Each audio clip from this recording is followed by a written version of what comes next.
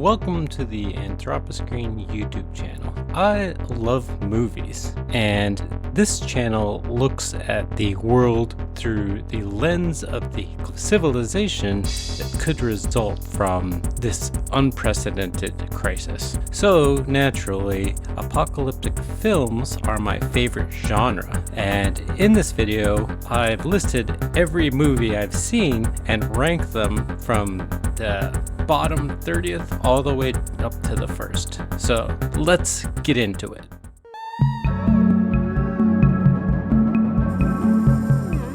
The absolute worst movie on this list, in my opinion, is The Midnight Sky, which stars and was directed by George Clooney. In this one, a mysterious radiation has obliterated Earth's population, and George Clooney is a sick scientist who decided to stay on Earth because he was terminally ill, and a lot of the movie is about him and a kid that he finds who are trying to contact a space crew. This movie really didn't work for me. I just found it a real slog to get through. I was super excited about it when it was released, so it was just a real massive disappointment. At 29, we have the first film called The Survivalist. There are two. This one was released in 2021, and it's a pandemic-related apocalypse that stars a few people, and John Malkovich has kind of a smaller role in this, where he's hunting a girl who is immune to the virus. This movie is super low budget, and besides Malkovich, the acting is absolutely terrible, and it's disappointing because he plays such a small role in it. It would have been more fun if he was more of a presence. More than anything, I'm interested to know how the director got Malkovich to star in two of his movies in 2021. There must be a really good story behind that. Before we continue, this is a friendly reminder to like this video, subscribe to the channel, comment below, and if you really love my videos, consider joining the Patreon.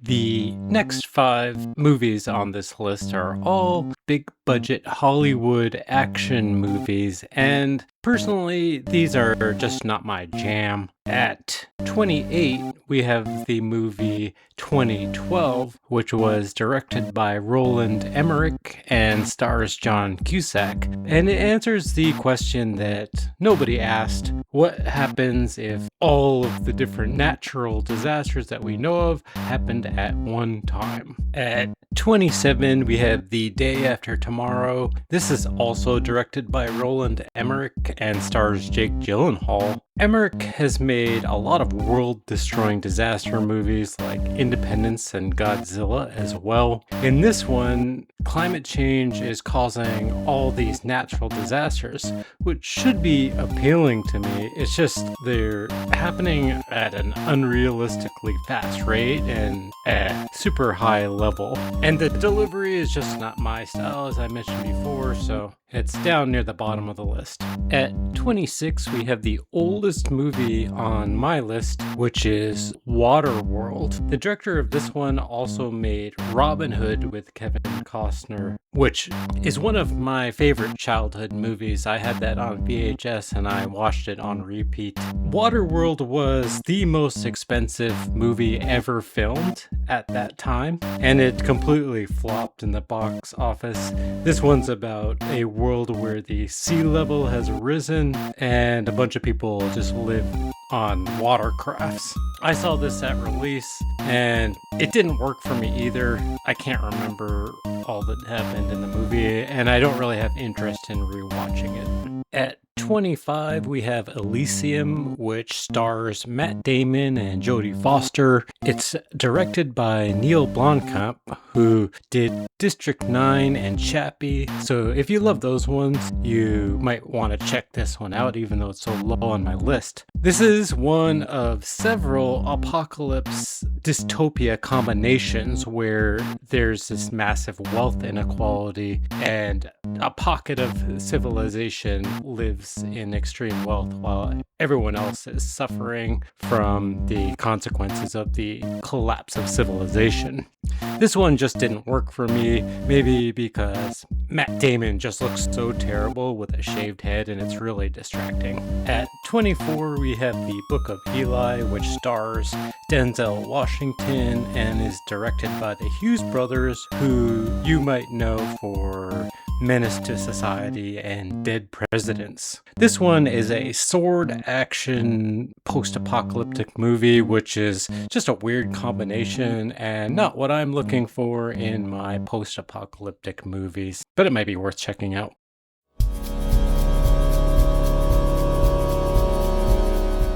At 23, we have The Assessment. This is the first feature film by Fleur Fortune, who previously worked on a lot of interesting music videos. This one stars Elizabeth Olsen and Hamish Patel, and the premise is that it's a couple applying to have a kid in a world of collapsed resources. Usually, I love Elizabeth Olsen, think she's completely gorgeous, but I hated this character that she played, and I don't know, maybe it's some sort of unresolved issues I have from past relationships or something. Hamish Patel is also a really interesting actor. He played in a really great mini-series called Station 11 on HBO, which is also post-apocalyptic. This one's another dystopian post-apocalyptic genre blend. At 22, we have Doomsday, which is a low-budget, fun action movie. It doesn't take itself too seriously.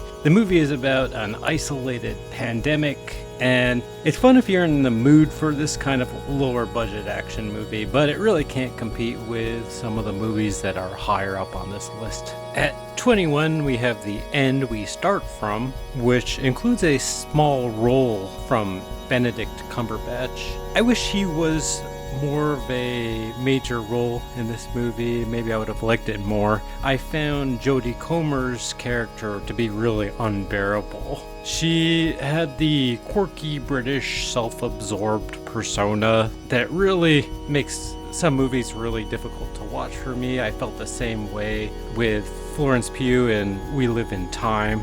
And I really can't stand this kind of persona, but I found it especially difficult in a post-apocalyptic movie. In this one, we have unrelenting flooding, and it's kind of not as much of an existential threat as the apocalyptic causes of some of the other movies that we see. This movie also probably has the most uniquely pro-humanist message that you'll see in any of these movies. At 20, we have Light of My Life, which is directed by and stars Casey Affleck. In this one, a pandemic wipes out most of the female population, and Affleck's character is trying to protect his daughter in this world. This film didn't really have anything that was irritating, but it also didn't really have much that was memorable about it. I kind of forgot I watched it until I was scouring the lists of post-apocalyptic movies out there and realized I'd already seen it.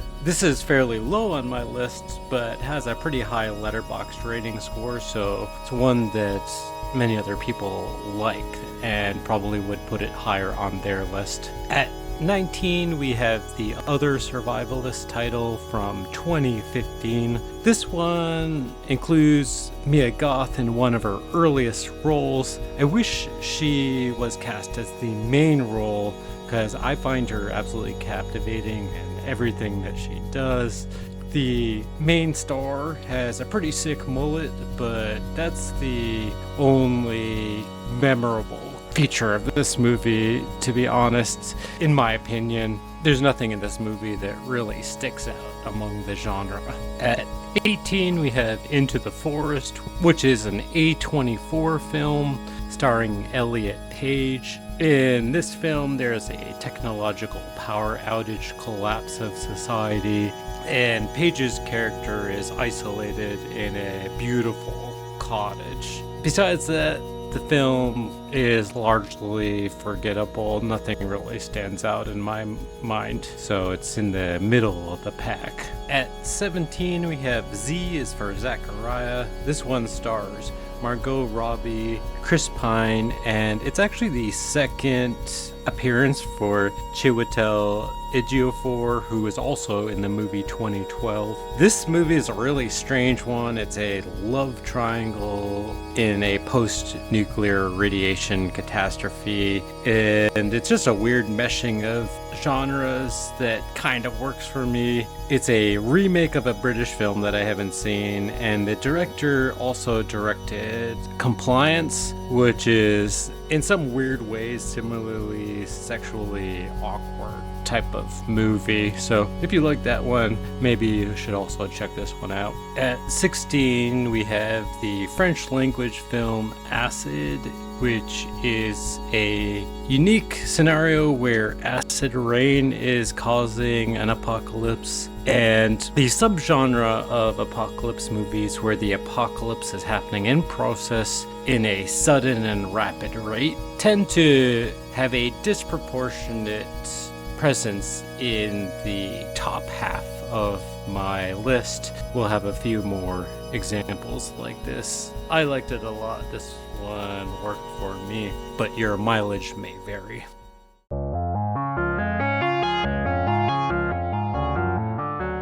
You may have noticed that my list is missing certain types of apocalypse movies. My methodology, rating, and inclusiveness is heavily influenced by my own interests. And if you've seen my climate collapse, climate apocalypse video, you might understand this better. I'm really trying to focus on plots that have more realistic scenarios, and so I've excluded major subgenres in the larger apocalypse genre. So for example, I exclude a lot of alien apocalypse movies like Arrival, The Matrix, and A Quiet Place. Not because I don't think aliens do exist. I actually find a lot of them irritating because I don't think if aliens do exist, they would have much interest in wiping out the human race. They're probably a lot more intelligent, and I equate intelligence with peacefulness. And by the way, I love Arrival. It's one of my favorite movies of all time, and The Matrix is great too. I also omitted any type of apocalypse build-up movies where the majority of the movie is not where an apocalypse is happening, but where it seems to be about to happen. So we see this in Melancholia, Armageddon, Don't Look Up, Take Shelter, and The Sacrifice by Andrei Tarkovsky. I also omitted Stalker from 1979, also Tarkovsky. When I watched that one, I didn't even realize that it is an apocalypse movie. It's just so psychedelic and weird, and so I decided to omit it. I omitted Robot Apocalypse. WALL-E I had on the list till the last second, and I decided to remove it, largely because it is in a post-apocalyptic world, but the two main characters are not human, they're robots, and so I felt like it would be one I would need to remove.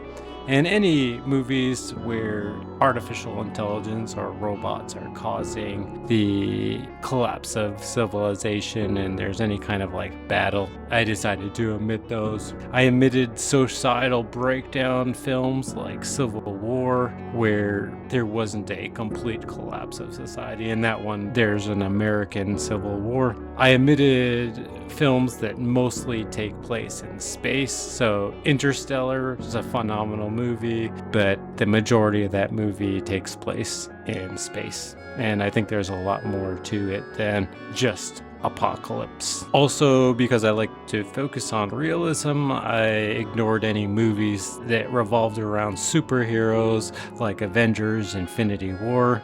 And the hardest category to omit for me was zombie or monster apocalypses. I do really love the zombie genre, but it would have made this list enormous. Some of my favorite films in these genres include 28 Days Later, World War Z, and Train to Busan. I also haven't seen Bird Box and was thinking about watching it for this list, but I realized that that apocalypse was caused by a monster, and so I decided to exclude it.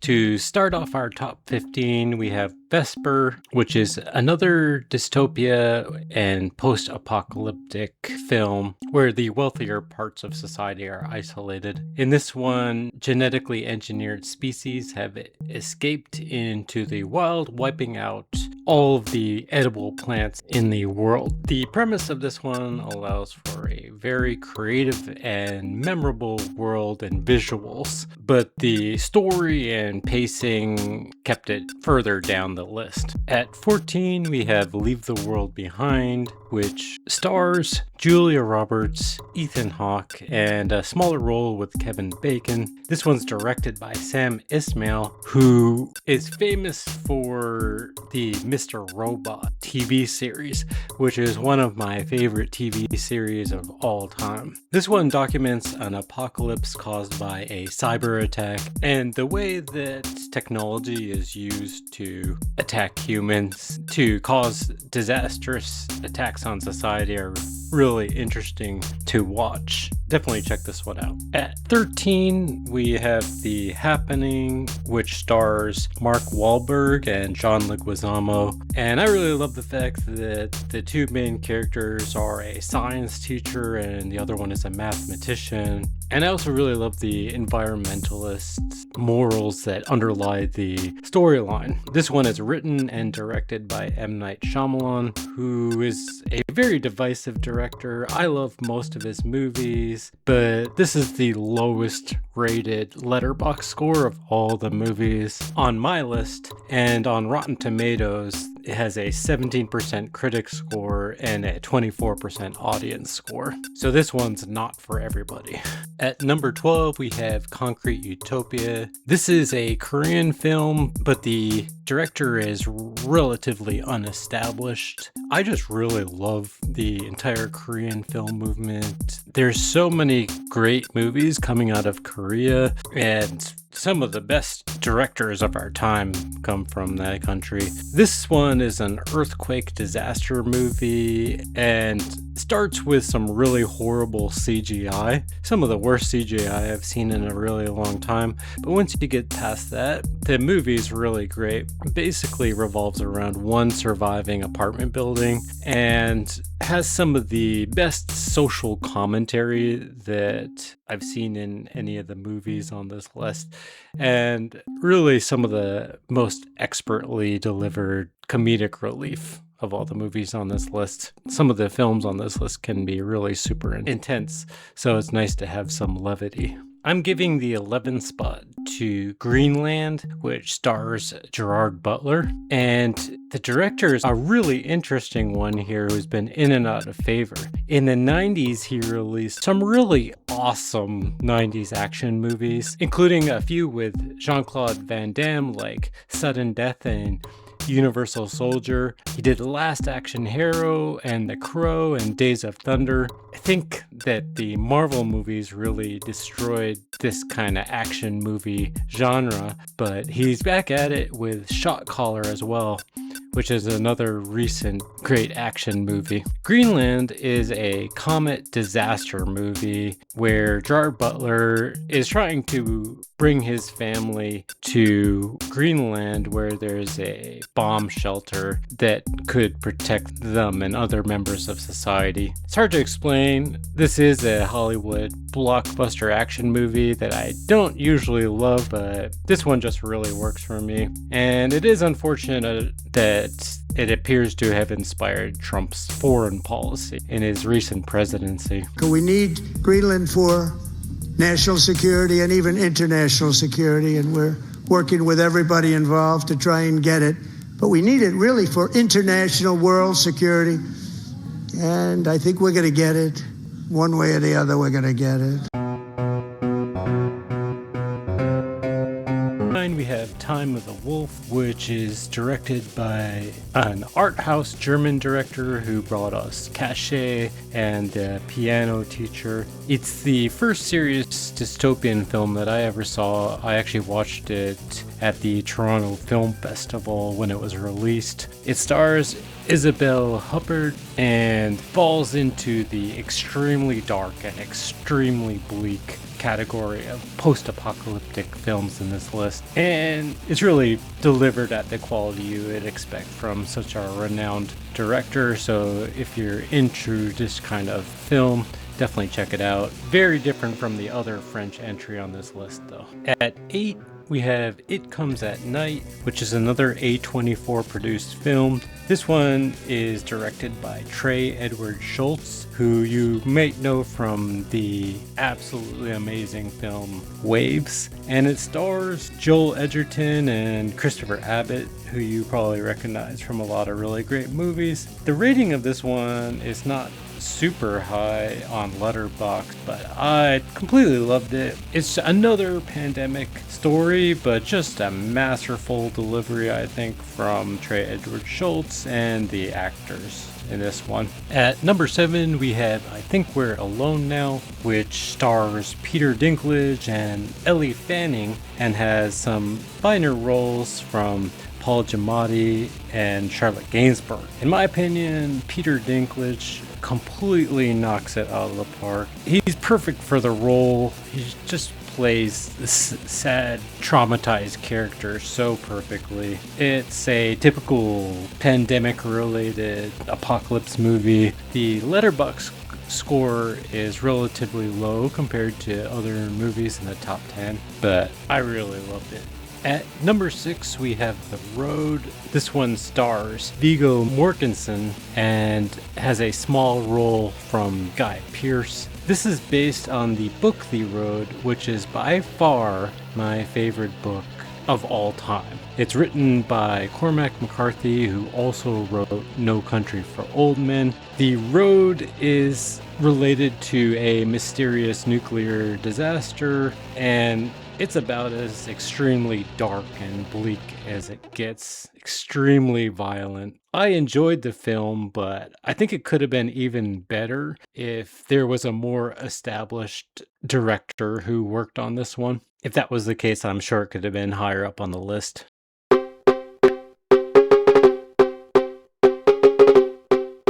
In 5th place, we have Snowpiercer. This one is directed by Bong Joon-ho, who has a lot of phenomenal movies, but the 3 that I would highlight are Parasite, Okja, and Mother especially. This one stars Chris Evans, Ed Harris, Tilda Swinton, and Octavia Spencer. The plot is really out there. The world is destroyed because of a geoengineering experiment gone wrong, and the remaining members of society are all on this self-sustaining train, which is segregated by social class, and it just gets out of control. Even though the plot is so completely insane, it's just excellently executed. And this is what I mean when I say the South Koreans are just making phenomenal movies. And if you'd like to learn more about how climate change geoengineering could spiral into a world like the one in Snowpiercer, read Under a White Sky by Elizabeth Colbert. I gave the number 4 spot to Apocalypto. This one was directed by Mel Gibson, who also directed Braveheart, and I think is a really underrated director, but probably for obvious reasons. Apocalypto has an incredible cast. The cinematography is absolutely amazing. It's a great action movie, and I just thought it was so cool how nature is consistently saving our hero throughout the movie. It's the only movie on this list that's actually based on historical events.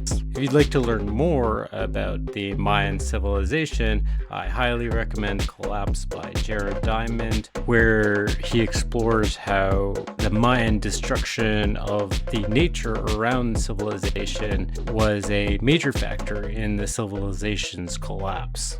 For third place, I gave it to Mad Max Fury Road. This one stars Tom Hardy. Zoe Kravitz has a small role in this, and of course, Charlize Theron. She also had a very small role in The Road and plays a completely opposite character in this one. This is maybe the best action movie in my mind ever made. There's absolutely nothing like it. There is minimal dialogue, but still somehow excellent acting. The cinematography is absolutely gorgeous, and the set is great as well.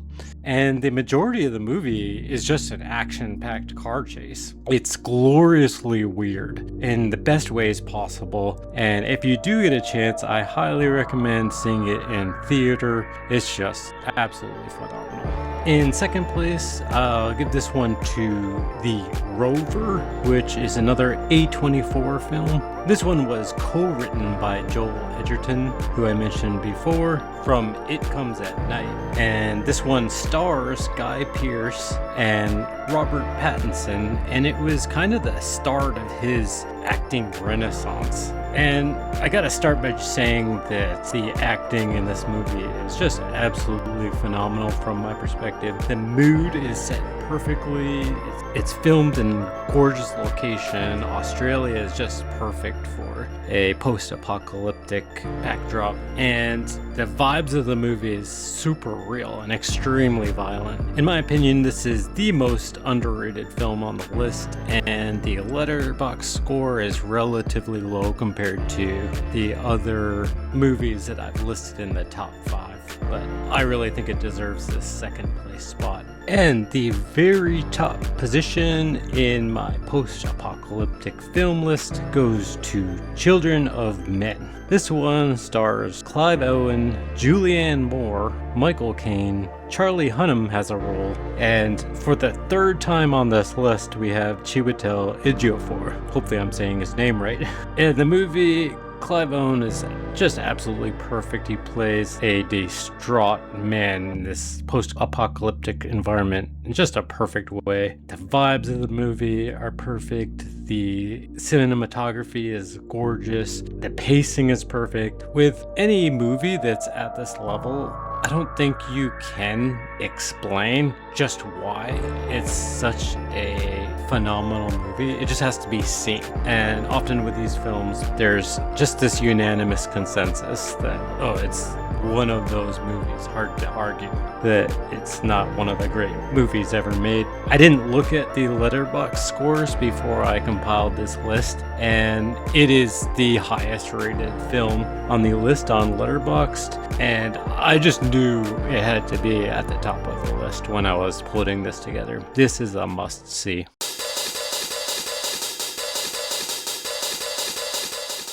I will post this full list of movies in the dialogue box down below, and it's important to realize just how subjective movie taste is, so I'd love to hear what you think, whether I misplaced any of these movies. It's interesting if I order the movies by Letterboxd score, so if I do that, then the top movie would be Children of Men, second would be Mad Max Fury Road, third would be Apocalypto, fourth would be Hunger Games, fifth would be Snowpiercer, sixth would be The Road, and Light of My Life would be the next one, and Time of the Wolf would be the one after that, and Rover would still be up there as well.